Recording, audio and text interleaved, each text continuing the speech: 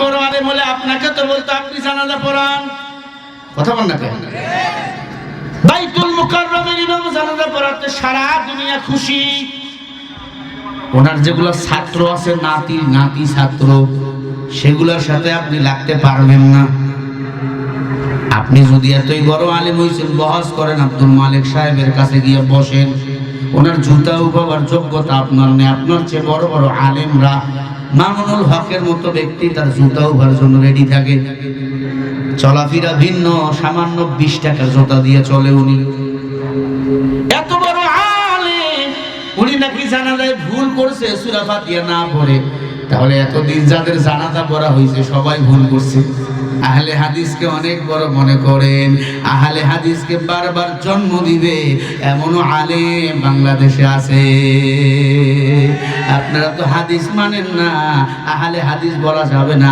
আপনারা হলেন লা মাযহাবী, আপনারা আব্দুর রাজ্জাক বিন ইউসুফ মানেন না।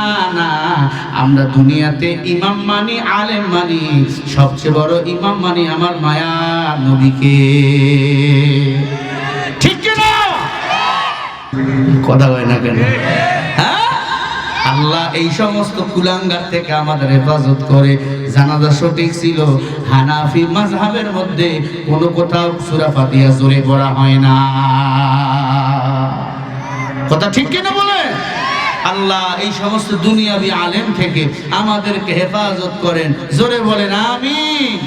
নিজেকে বড় মনে করবেন না, নিজেকে মনে করবেন ছোট, মাজাদান সুইপার। যে নিজেকে ছোট মনে করে আল্লাহ তাকে বড় বানাইয়া দেয়। বড় বড়াই থাকলে দিলে রহমত আসবে না। নিজেকে নিজে ছোট মনে করিও সদা। ভোগবিলাসের বাড়ি গাড়ি পরে রবে সব। থাকতে সময় স্মরণ করো আল্লাহ আমার রব। থাকতে সময় স্মরণ করো আল্লাহ আমার রব। কে আমাদের রব? জোরে ইবলিস মনে করেছিল আমি বড়, আদমরে সেজদা করব কেন? আল্লাহ কয় তুই শয়তান। কথা বলে না? খবরদার, অহংকারী দিলে ঢুকা যাবে না। আমি বড় বক্তা, এটা কবিরা গুনাহ। আমি বড় আলেম, এটা কবিরা গুনাহ। আমি ছোট বক্তা, আমি ছোট বক্তা, আমি ছোট আলেম, আমি গুনাহগার, আমার মতো খারাপ কেউ নাই।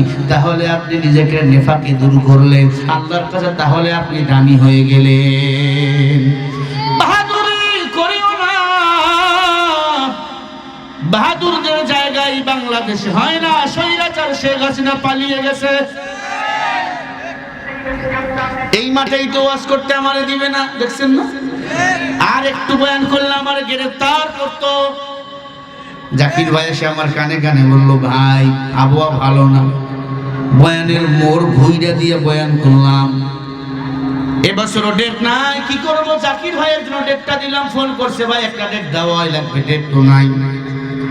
এখন তো স্বৈরাচার মুক্ত দেশ, মানুষ মাহফিল নিয়ে পাগল হয়ে গেছে। প্রতি গ্রামে গ্রামে 2, 4, 5টা করে মাহফিল।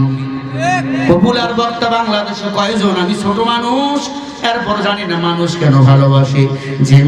যেই মাঠে একবার গেছি বারবার মানুষ নেয়, মানুষ কিছু পায় এই জন্য নেয়।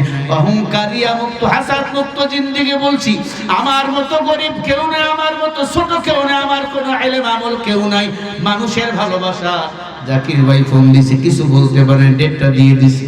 উনি আরো আগে চাইছিল, ডেট তো নাই, কি করব? দিতে পারি নাই। এজন্য বেয়াদবি নিয়ে না, ক্ষমা করে দেন। যোগাযোগ মে মাসেই করবেন, তাহলে আগাম পেয়ে যাবেন।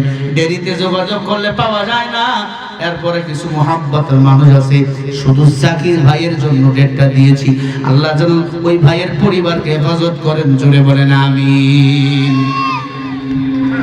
অন্য এলাকা থেকে ফোন দিলে বারবার ওদের 14 গোষ্ঠী ঠিকানা আমি নেই। যখনই বলছি উল্লাপাড়া পাগলা থেকে জাকির, আর কোনো খাতির নেই, সাথে সাথে ডেট দিয়ে দিছে। এটা একটা ভালোবাসা। কথা বল না? এই ভালোবাসা কার জন্য বলেন? আল্লাহর জন্য, নবীর জন্য, ইসলামের জন্য। আমরা আসছি এখানে কোরআনের জন্য। ঠিক না? ঠিক বলেন।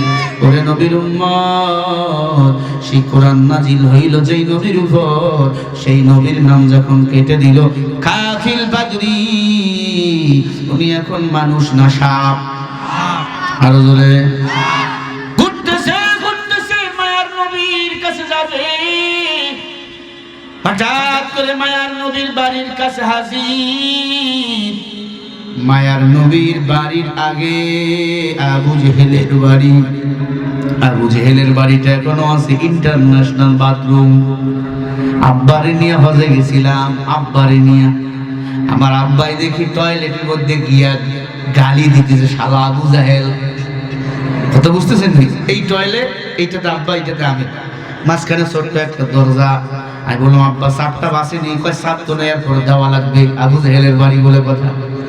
দেখতেছি মুরব্বী মানুষ, তো বয়স হয়ে গেছে ৭০-৭২ বছর। কয় শালা আবু জাহেল, আমার নবীরে কম কষ্ট দেশ নেই, তোর বাড়িতে পায়খানা করে দিলাম। এরপর দেখলাম ভর ভর করে শব্দ হইতেছে, বাপরে মারতেছে সেই। আব্বারে বলো আব্বা আপনার চাপ নাই? বলে চাপ আল্লাহ দিছে, আমারও চাপ ছিল না, বাইরে গেছে, ওখানে উজু করতে হয়, বাইরে উজুখানা আছে, উজু করে 2 রাকাত নামাজ পড়তে হয়। এরপরে আমার মায়ার নবীর ঘরটা এখন 2 তালা, ওইখানে কোরআন তেলাওয়াত করা সুযোগ আছে। সবার জন্য নয়, সৌদির সরকার যাকে পারমিশন দেয়, আপনাদের জন্য আমি পেয়েছি বাবা। ওইখানে কোরআন শরীফ পড়েছে, আমার নবী যেই কোরআন পড়েছিল সেই কোরআন। আমার নবীর পাগড়িটা আছে, আমার নবীর জুব্বা মোবারক আছে, আমার নবীর পায়ের জুতাগুলো অনেক বড় বড়, আমার নবীর পা বড় বড় ছিল। আল্লাহু আকবার বলে। আমার নবী একটা ছোট্ট খাটের মধ্যে ঘুমাইতো।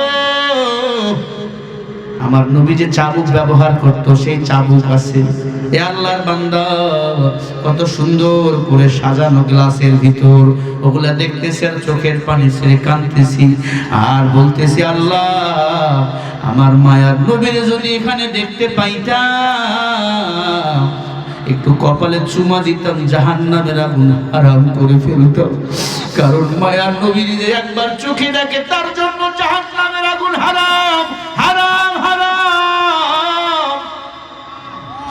চোখের পানি ধরে রাখা যায় না মায়ার নবীর বাড়িতে গেলে।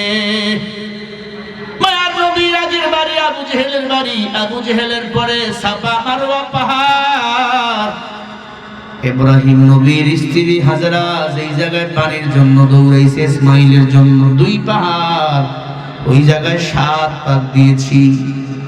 আল্লাহ বরকত দেয়। আমার আব্বা বৃদ্ধ মানুষ, বললাম আব্বা হুইল চেয়ার দেবো নাকি? বলে না।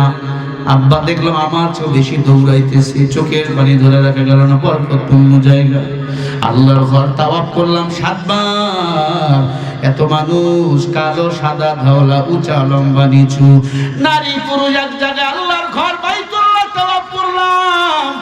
আল্লাহর ঘর দেখার সাথে সাথে চোখের পানি ধরে রাখা যায় না, যায় না। আল্লাহর ঘর, যেই ঘরে সরাসরি আসমান থেকে রহমত নাজিল হয়।